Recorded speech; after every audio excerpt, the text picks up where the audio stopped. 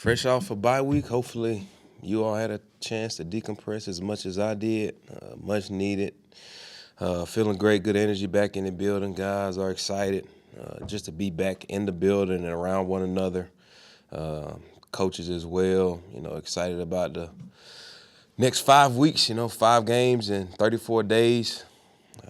Taking one game at a time, and let's see how it all kind of falls our way as we kind of look to start stacking some momentum, building some momentum here, and kind of get back to our winning ways, playing good complementary football. I'm excited about the challenge ahead, going on the road out to Las Vegas.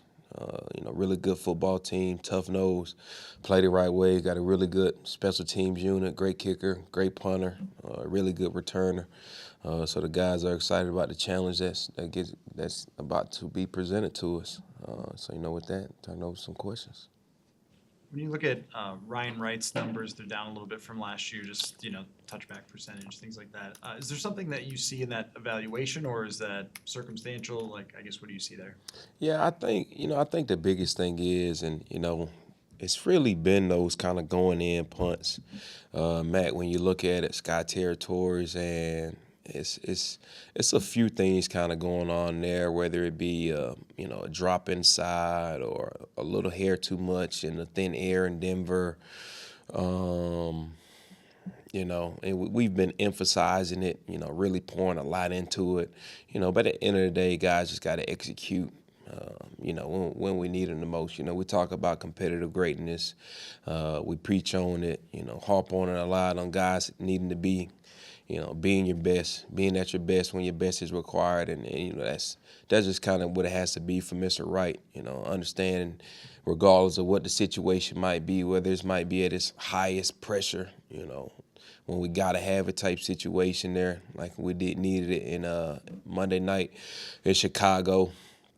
Just kind of he felt, we went back and looked at it. Everything kind of checked out good, felt good off the foot. It was a good drop. Maybe kind of hit it a little too much directional going left. But overall, he was kind of pleased with the entire process of it all. Just didn't get the result that he was really looking for there. When you're evaluating that, especially the ability to pin, deep inside the 20 or whatever, like how much do you look at it from the punt perspective, and how much of it is the process of downing it actually from the gunner? I would say it's a combination of both, really, Kevin. Obviously you want to make sure you get direction. The direction and the hang of it is very critical. And for the gunner, from a gunner standpoint, it's a lot. When you kind of asking a guy to beat a zero on the outside, but he also has to be aware of where the returner is at, because if the returner doesn't call for a fair catch, or now he has the ability to go take the gunner's head off if he's looking in the sky. So he's got to have awareness of, well, did the returner call for a fair catch? Did he not? I got to make sure I don't go out of bounds, because if I do, well, now I can't be the first to touch the football. I also have to be aware of, where I'm at in the field of play. I can't go into the end zone. If I do, I got to reestablish 2 feet before I touch the ball. And so it's a lot of factors that goes into it. But at the end of the day, those guys are really trying to play pitch and catch between the punter and gunner out there. Mr. Wright really directionally trying to put it outside of the numbers, putting good hang time on it right there. And then for the gunner, being able to win it quickly as possible to get that zero stacked and to be able to get his eyes into the sky and get his heels to the 1 yard line and kind of play that shortstop position to be able to go and down the football there. And so, obviously you want to lean heavy on the punter there to set the gunner up for success. And so, at the end of the day, it really starts with Mr. Wright, being able to kind of put that ball in position and be able to kind of make a play on it. More times than not, if the ball is anywhere, 7 to 10 yard line, is getting fair call, anything inside of that, that'll be where the gunner will get activated, be able to try to make a play on it. What have you thought of Brandon Powell's reliability as a power returner just all season? Yeah, I feel like I come up here, every single week just praising the player Brandon Powell is, the what a great decision maker he is back there, although he's a very aggressive returner in that aspect. But, he's an aggressive guy, but he always really makes the right decision. You kind of look at the return that he had versus Chicago Monday night. I mean, it was just an aggressive play, especially more times than not. I would say 90%, 95% of returners are fair catching that ball there, on the 6-7 yard line. He decides to go ahead and catch it. Next thing you know, it kind of turns into a 15-yard return that gets out to the 27 or 28 yard line or whatever the case may be there. That's field position. That's that complementary football we're talking about playing. Those are the type of plays that go unnoticed because it doesn't seem like that big of a splash play, but it was huge from a field position standpoint. And, all he continues to do is really answer the bell there.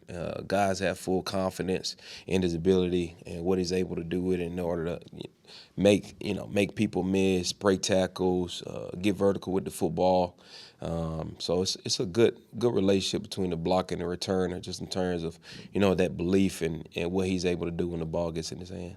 Matt, when Kane is in that situation, returning that kick at the end of the Bears game, what's the thought process there in terms of bringing it out and sacrificing the time versus trying to get yards and potentially a big play? Yeah, I think for us, in that instance, with Kane being the explosive returner he is, we felt as though if we wanted to basically put the ball in the end zone with only 10 seconds left on the clock rather than playing, hot potato with the offense, we felt as though Kane was our best chance in order to be able to score there. That was kind of the thought process going into that, Ben, was, if they give us a ball and play anywhere within 9 yards deep, it honestly didn't matter. As long as the ball didn't go out of bounds or back of the end zone, we felt good about bringing that ball out with the opportunity to try to return it for a touchdown.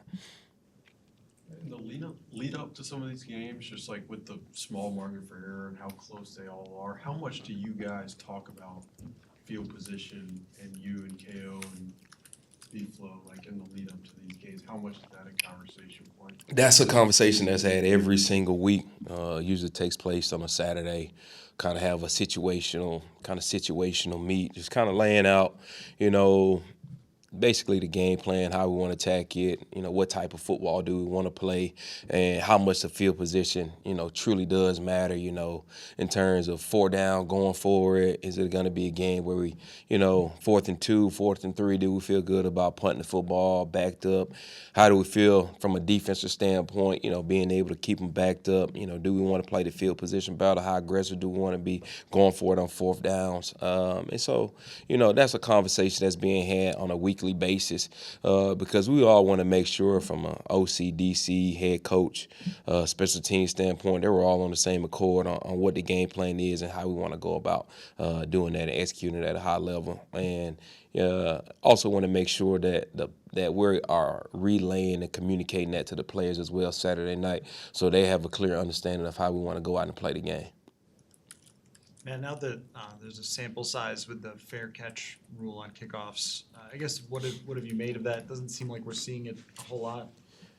Yeah, I think the biggest thing and why they really implemented the rule was really try to eliminate injuries. So I'll be interested to see if the injuries have gone down due to the fair catch rule or not. I know as I've kind of, just being a football fan, you do see, a concussion come here, a concussion shows up here, a pulled hamstring shows up there. And so it'll be interesting to see what the data looks like, post after the season on what the return percentage looks like versus what the injury percentage per return kind of looks like compared to 2022.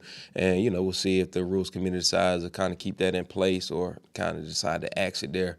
But again, as the weather changes, it gets colder, you're going to start seeing a lot more balls getting returned with a lot more opportunities. But, overall, I don't think it's really affected the game too much. Outside of critical situations to where you get a penalty after a kick or something like that and the ball gets placed at the 50-yard line and it's kind of takes that play away because now, if you try to, bloop kick it, well, now they can just fair catch it. So you better off just hitting it out the end zone unless you feel good about squibbing it and putting it on the ground.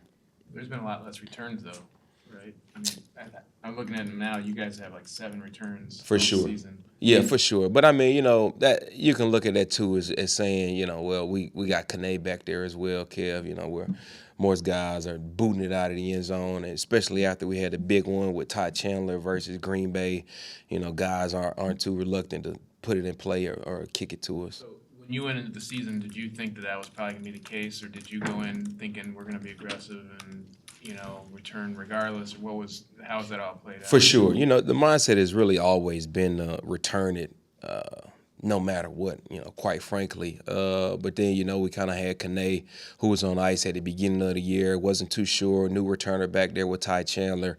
So obviously you want to build up confidence in that player before you start bringing it out 8 to 9 yards deep, like we normally would with Kane. And so once Ty got comfortable back there, feeling good, and started having some explosive returns and seeing some returns kind of on his end, then we kind of felt good about, okay, now we can kind of deepen you up there, Ty, and let's start bringing those things out. But we ended up getting Kane back, so that kind of ended up flipping the script on us there.